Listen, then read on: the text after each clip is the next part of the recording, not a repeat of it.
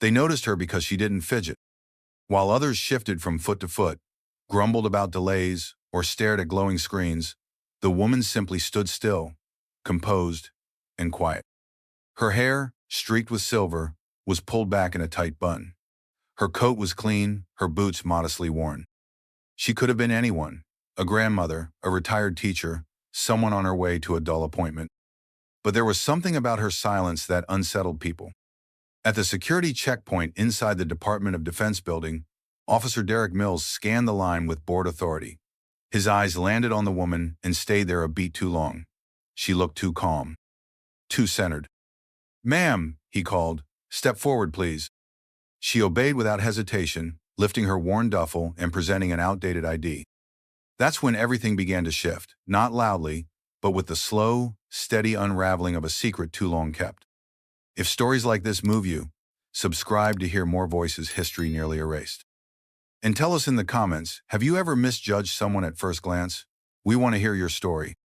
The ID card was yellowed and soft around the edges, like something that had been carried in the same wallet for decades. Officer Mills turned it over, frowning at the faded government seal. "This is expired," he said flatly. The woman, Evelyn Rhodes, didn't flinch. "The appointment letter states it's acceptable," she replied, her voice even, clear, and without irritation.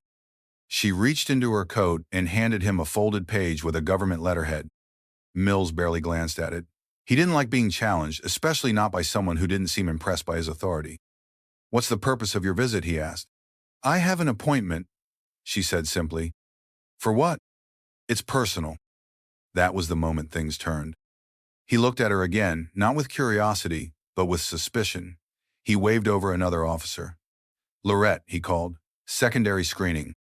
Sergeant James Lorette approached, older, heavier, more seasoned than Mills. His eyes swept over Evelyn from head to toe. "Step to the side, ma'am." She complied instantly, her posture shifting slightly, not in fear, but into something eerily precise. Her heels aligned, her arms folded behind her, a position too practiced to be casual. "Yes, sir," she said automatically. Mills raised an eyebrow. The two officers stood over her modest belongings, a small rolling suitcase and a worn green duffel bag, military style but faded by time and weather. "That one," Mills said, pointing to the duffel. "Open it." Evelyn hesitated. "May I request a private room for this?" Mills exchanged a glance with Lorette, then smirked. "No, ma'am.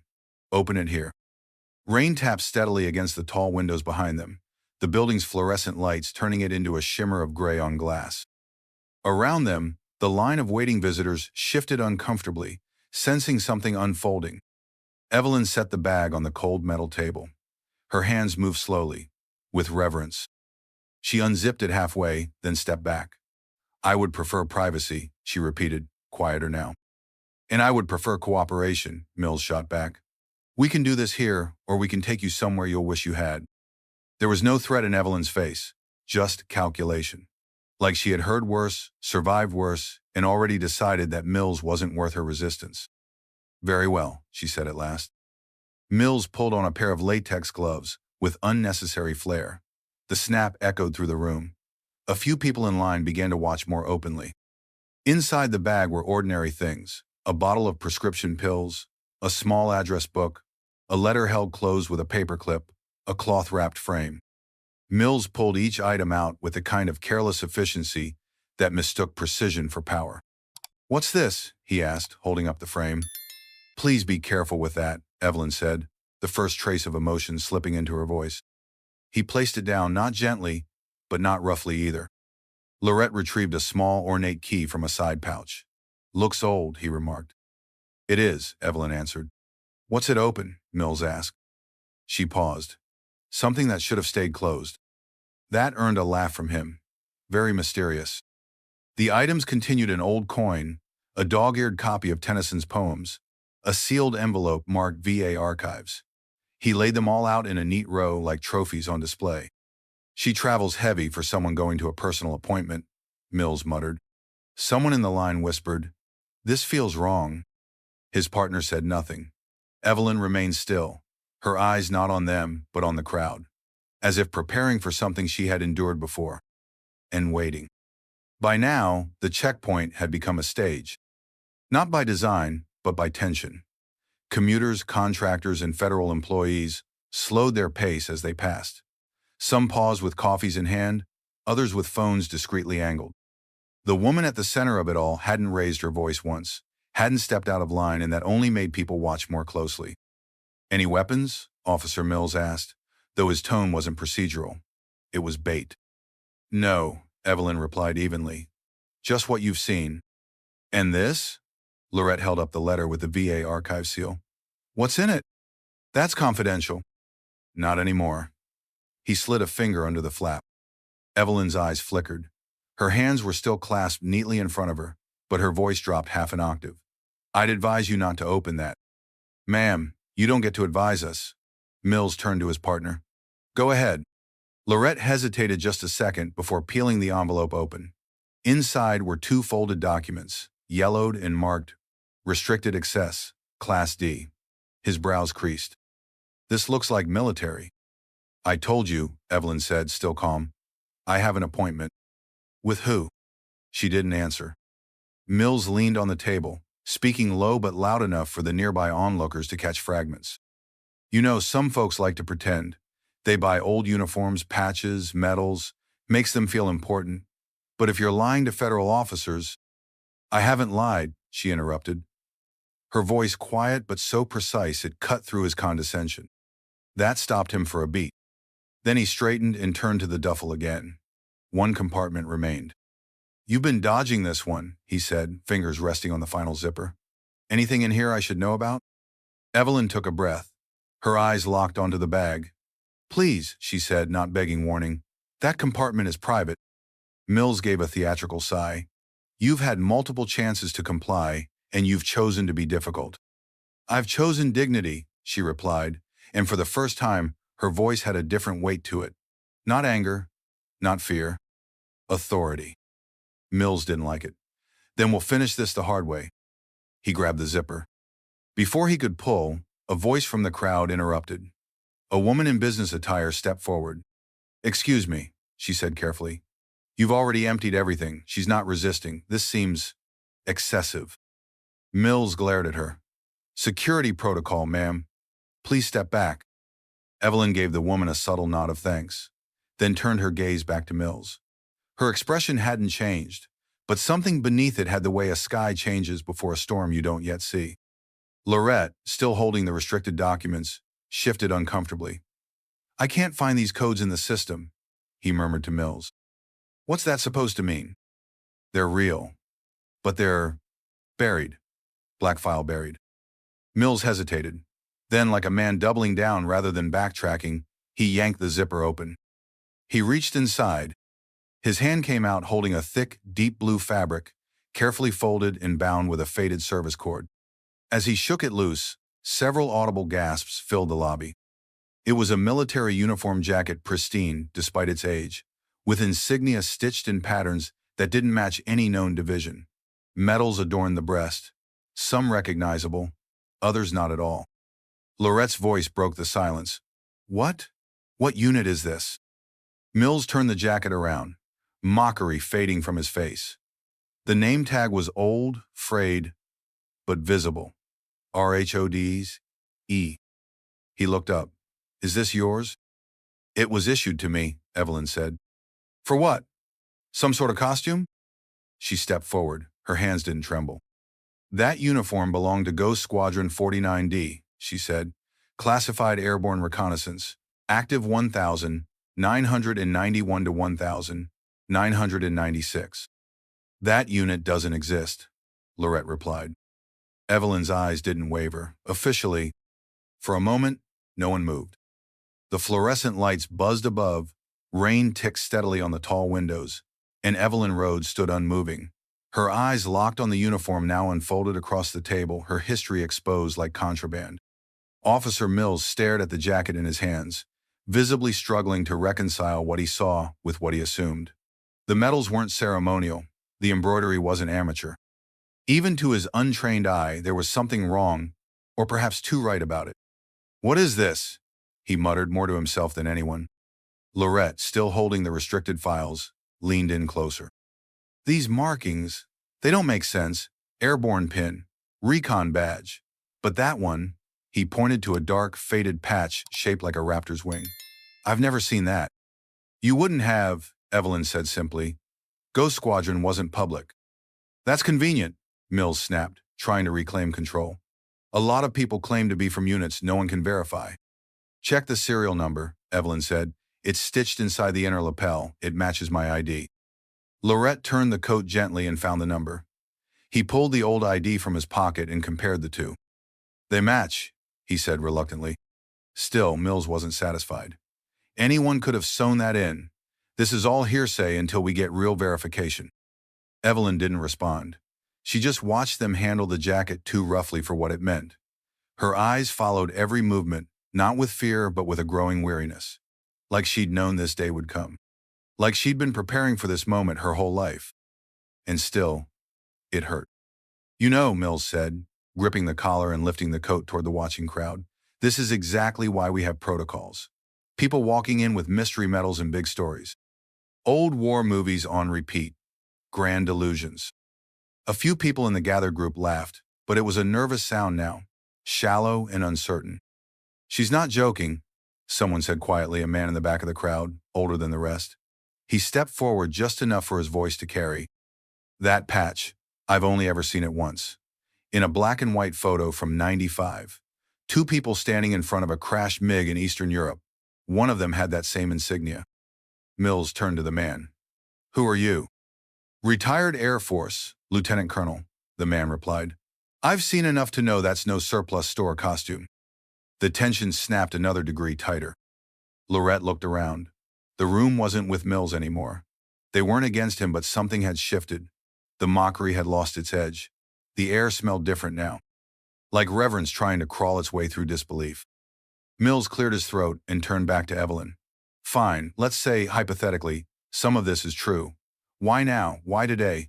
What are you really doing here? I have an appointment, she said, the same way she had 30 minutes earlier. That's not an answer. It's the only one I'm allowed to give. He scoffed. Still playing secret agent, huh? Just then, a faint commotion at the far end of the atrium caught their attention. A pair of double doors opened. A man in a formal military dress uniform stepped inside, flanked by two younger aides. His posture was exact. His rank was clear, Colonel. As he moved toward another checkpoint, Evelyn's eyes flickered not with recognition, but with the calm of someone watching a clock strike the hour. Mills didn't see it. He was still holding the jacket, still speaking. Last chance, Ms. Rhodes, he said. What else are you hiding? Evelyn looked down at the duffel bag, now nearly empty, save for one final internal pocket. She said nothing. But her silence said everything. The crowd had grown to nearly 30 people now. Government employees, military contractors, visitors, all gathered in the soft hum of tense silence. Phones were no longer hidden. Some filmed openly. Others just watched, caught in the gravity of something they couldn't yet name. Officer Lorette shifted closer to the uniform jacket still spread across the table. There's a name tag, he said, pointing to the breast panel. Mills turned the fabric gently this time, no longer performative, but cautious. The tag was worn, the thread slightly frayed, but the letters were clear. Rhodes. E. He glanced at the ID again. Evelyn M. Rhodes. So it's yours, he said flatly, or you had it made. Check the service number again, Evelyn replied, quiet but steady. Same as the one on the tag inside the lapel. Same as the restricted file you opened without clearance. Lorette looked down at the jacket, then back to the ID, a slow nod. They match. Exactly. A new tension crept into Mills's voice. Still doesn't explain why your name isn't in any active records. I ran it, nothing comes up. You won't find me there, Evelyn said.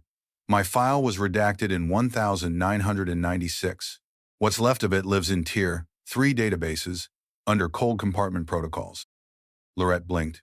Tier 3? That's deep black. I know. Wait! Someone in the crowd called, stepping forward the older man from earlier, the retired Air Force Lieutenant Colonel. Did you say cold compartment protocols? Evelyn turned to him, offering a small, respectful nod. I did. The man let out a slow breath. Then you're not just some field officer. That's ghost-level clearance. A ripple of murmurs passed through the gathered crowd. Even Lorette, usually stone-faced, looked stunned. Mills, increasingly cornered, tried to reassert himself. That doesn't prove anything. These could still be forged. Hell, maybe it's a long con. Some people spend years building a fantasy just to feel important. I didn't build anything, Evelyn replied. I was asked to disappear. I complied. What unit did you say again? Lorette asked carefully. Ghost Squadron 49D, she said. That's not even on the black books. Exactly. Mills opened his mouth to respond, but he was interrupted by the distinct click of polished shoes approaching across the marble floor. The colonel had reached their checkpoint. He was tall, late 60s, with sharp features and rows of ribbons across his chest. His eyes swept the scene like someone used to walking into chaos and restoring order. His gaze stopped on the uniform in Mills's hands. Is that Captain Rhodes' jacket you're holding, officer? The colonel asked, voice low but commanding. The entire checkpoint froze. Mills stammered. EUA were just conducting a routine screening, sir. The colonel stepped forward, eyes moving to Evelyn. He stared at her for a long moment, expression unreadable. Then, with practiced precision, he straightened his spine and saluted. Captain Evelyn Rhodes, he said, loud enough for everyone to hear. It's been nearly 30 years. Evelyn returned the salute without hesitation. Crisp, perfect, automatic. Colonel Granger, she acknowledged, her voice softer now, but filled with something heavy. History. Officer Mills's mouth parted slightly. Lorette stepped back as if realizing he had been standing in the wrong place all along. You know her? Mills asked, the question sounding hollow even as he said it. Granger's brow rose slightly. Know her? Officer, I served under her. Captain Rhodes was one of the most skilled operatives I ever had the privilege of deploying. But you wouldn't know that, because until 3 weeks ago, her file was classified above your clearance. He turned to Lorette. Give her back her jacket. Now. Lorette didn't hesitate. Mills did. But the balance had shifted irrevocably. Colonel Thomas Granger's presence shifted the entire energy of the checkpoint. The crowd didn't move, didn't speak. Even those who had been recording slowly lowered their phones, as if instinctively aware that something sacred was unfolding. Evelyn Rhodes stood as she had from the beginning, straight, still, quietly in control. But now, those who watched her no longer saw an old woman. They saw a soldier. One who had waited longer than most could endure. Granger turned to Officer Mills. Do you have any idea what you've been handling? Mills swallowed. Sir, we were just following protocol. Protocol includes discretion, Granger replied. And dignity. He turned to Evelyn, softer now. I received the final clearance 2 days ago. They declassified the core files, though most of the Ghost Squadron operations remain sealed. Today is about recognition long overdue. That's why I'm here. He motioned to one of his aides, who stepped forward and handed Evelyn a black folder. She opened it with care. Inside was a single page, formal, stamped, and signed. It was a letter of commendation, retroactive acknowledgement of her service in Operation Silent Wing, 1994. Below it, in smaller print, recipient of the Bronze Star with V, device for valor, pending official ceremony. Mills stared at it, his confidence eroding by the second. You're saying she's legit? Granger looked him dead in the eyes. I'm saying she led one of the most dangerous intelligence recoveries in post-Cold War history. She flew into enemy-controlled airspace with one translator, no backup, and got the target out alive. We lost 7 aircraft that year. Hers came back. Barely. She wasn't just part of the mission, she was the mission. The older man in the crowd, the retired Air Force lieutenant colonel, stepped forward. I remember the rumors. A Black Ops pilot who flew a Mi-17 through a canyon blind, no radar, no flight corridor. We thought it was a myth. Evelyn didn't respond. She didn't have to. Granger gave a quiet smile. It was real, and she never got to speak about it. Not one word. Not to family, not to friends. That's what the oath required. Officer Rachel Ellis, the younger female guard, who had watched everything unfold in silence, stepped forward now. Why? She asked gently. Why hide something like that for so long? Evelyn turned toward her, her expression thoughtful. Because the mission mattered more than the memory of it. Because silence protects those who can't be seen. Granger nodded. We ask the impossible from our best people, and too often we let them vanish when they've given everything. He gestured toward the uniform still folded on the table. Ghost Squadron 49D was wiped from records after 96. The last mission, Operation Iron Ember, left only 3 survivors. Evelyn is the final one still walking. The room seemed to inhale all at once. Lorette, pale, handed Evelyn her jacket with both hands this time. "Ma'am, I didn't know. I didn't expect you to," she said simply. Mills looked at her, the fight completely drained from his eyes. "Why didn't you say something?" She met his gaze calmly. "Because I've spent 3 decades learning that people don't believe until someone they respect tells them it's true." The silence that followed was thick with reckoning. Granger broke it gently. "You ready?" Evelyn nodded. "I came prepared." He turned to the crowd, raising his voice with the clarity of a leader who'd spent years commanding respect. "Ladies and gentlemen, this is Captain Evelyn M. Rhodes, former lead pilot and operations coordinator for Ghost Squadron 49D. She is here today not to demand recognition, but to accept it. Finally." The lobby broke into applause. Not loud, not the kind meant to celebrate. It was reverent, restrained, a salute without words. Evelyn took the jacket from the table and slipped it over her shoulders. The fabric fit as if it had been waiting all this time. Her fingers brushed lightly over the worn insignia, the black raptor. She turned back to Granger. "Are the others coming?" she asked. "They're waiting upstairs," he said. "The ceremony starts in 20 minutes. She nodded and began gathering her belongings. Rachel Ellis hesitated, then stepped closer. "Captain Rhodes, I'm sorry for how we treated you." "You didn't stop it," Evelyn replied, not unkindly. "No," Ellis admitted, "but I'll remember it." "Good," Evelyn said. "That's the first step." As Evelyn zipped her duffel and stood tall, Mills looked like he wanted to say something else, but the words wouldn't form. He simply stepped aside. Granger walked beside Evelyn as they moved through the parting crowd. People stood back, not just out of respect, but awe. The kind born not of medals or stories, but of truth finally seen. As they approached the elevator, Evelyn paused and looked over her shoulder. Her gaze swept the room not with triumph, but quiet acknowledgement. To be seen, finally, after being erased, it wasn't vindication, it was relief. She stepped into the elevator, and the doors closed with a soft, final whisper. The elevator rose in silence. Colonel Granger stood beside Evelyn Rhodes without speaking, his posture formal, but his eyes soft with memory. The floors ticked upward.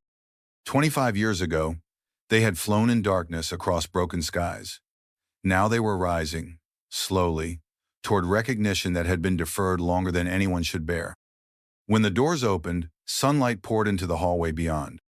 The top floor of the Department of Defense Annex had been transformed into a ceremonial hall, vaulted ceilings, marble floors, and rows of chairs filled with military personnel, dignitaries, and the families of those who had served in shadows. At the front of the room stood a small grouping of chairs, spaced slightly apart from the rest. Occupying them were 4 individuals, each well into their 60s or 70s. Their posture, though aged, carried the unmistakable stiffness of former operatives. Evelyn walked toward them, her footfalls quiet but sure. One by one, the seated figures rose as she approached. "Evie," one of them said, voice hoarse with age and reverence. It was Commander Will Fenley, reconnaissance lead from Operation Iron Ember. His hair was silver, his frame lean, but the eyes were the same. Sharp, analytical, warm only for those who had earned it. Evelyn embraced him without a word. Another figure, a tall black woman with a cane and rows of pins on her civilian dress, reached out and clasped Evelyn's hand. "Never thought I'd see this day," she whispered. "Ella Foster," Evelyn breathed, smiling faintly. "Still standing." "Barely," Ella muttered, but her grip was strong. A third man stepped forward, his jacket tight across his chest. "You look the same," he said, like time waited. "It didn't," Evelyn said simply. A hush swept across the room as an aide stepped to the podium. "Ladies and gentlemen, please rise for the President of the United States." Everyone stood as the President entered, flanked by high-ranking officers and escorted by ceremonial guard. His expression was solemn as he approached the lectern, pausing only to glance respectfully at the seated members of Ghost Squadron 49D. He began. Today, we gather not just to award medals, he said, voice clear, deliberate, but to restore truth, to acknowledge those whose names were never allowed to be spoken until now. He gestured to the honorees. Ghost Squadron 49D operated under the most classified protocols in modern military history. Their missions were never publicized, their actions never announced, and their sacrifices never acknowledged until today. The applause was quiet, but deeply felt. The president continued. Among these warriors is Captain Evelyn Rhodes, whose actions during Operation Silent Wing saved 18 American lives and prevented an international crisis during one of the most volatile moments in post-Cold War diplomacy. He turned toward Evelyn, who stepped forward with steady poise. Captain Rhodes, he said, in recognition of your extraordinary valor, discipline, and unwavering silence in service to this nation, I hereby present you with the Bronze Star Medal, with valor. He pinned the medal to the breast of her old uniform jacket. Evelyn's posture didn't change, but those watching closely saw it. The faint shift of her shoulders as weight long carried finally began to lift. She saluted. The president returned the salute. Then, more quietly, he added, "Welcome home." The moment held. Then, one by one, the other members of Ghost Squadron were called forward, each receiving their own commendation. Some accepted with smiles, others with tears. One carried the medal for a fallen teammate who had died in silence, buried without recognition. The ceremony concluded with the playing of taps, not as a dirge, but as a bridge between eras, between erasure and remembrance. As the final note faded, Evelyn returned to her seat beside the others, her hands resting in her lap, the medal gleaming softly against the dark fabric of her jacket. She had not asked for this. She had not expected it. But now, at last, her name had been spoken not in secrecy, but in sunlight. And that, for her, was enough. The reception hall adjacent to the ceremony room hummed with polite conversation, clinking glasses, and the low murmur of military protocol meeting human curiosity. Uniforms brushed against suits. Generals shook hands with analysts. The scent of polished wood and coffee filled the space. Captain Evelyn Rhodes stood near the far window, her hands folded around a simple glass of water. Her bronze star rested quietly on her jacket, the weight of it familiar now, not heavy, not proud, just real. She didn't mingle, didn't seek attention. She watched. Outside, the rain had stopped. Late afternoon sun streaked across the windows, casting gold patterns on the marble floor. The world looked clean, honest, almost new. A hesitant voice broke her stillness. "Captain Rhodes?" Evelyn turned to see Officer Rachel Ellis, now out of her security uniform and wearing a simple civilian blazer. Her hair had been brushed out, her badge tucked away. She looked younger here, not just in age, but in spirit. "May I speak with you?" Ellis asked. "You just did," Evelyn replied gently. Ellis stepped closer. "I wanted to apologize. For earlier, I stood by while they searched you. I didn't intervene." Evelyn studied her for a moment. "And what would you have said?" "I don't know," Ellis admitted. "Maybe something, maybe nothing. I just knew it felt wrong." "That's a start," Evelyn said, turning back to the window. "Most people don't even know when something's wrong. They've trained it out of themselves." Ellis shifted uncomfortably. "It was hard to watch, but it didn't seem like it shook you." "It did," Evelyn said, quiet and clear. "But I've learned not to let that show." A silence stretched between them. Then Ellis spoke again, this time with something deeper in her voice. "Can I ask, how did you deal with it? The disrespect, the invisibility, all those years?" Evelyn's answer came slowly, with dignity. "Not because I always felt dignified, far from it, but because dignity denies others the power to reduce you. That's the difference between surviving and being erased." Ellis nodded, taking in the words with more than her ears. "It's hard sometimes. Working security, you start to confuse authority with value. You forget the purpose of the uniform you're wearing." "And what is that purpose?" Evelyn asked. "To protect people," Ellis answered, then paused. "But also, to see them, to see who they are beneath the surface." Evelyn turned to her fully now. "Most people don't know what they're carrying. They only know what they've lost. Your job, Officer Ellis, is not to enforce, it's to observe, especially when no one else is." Ellis nodded slowly. "Thank you, Captain." Evelyn gave the faintest smile. No need to call me that anymore. The mission's over.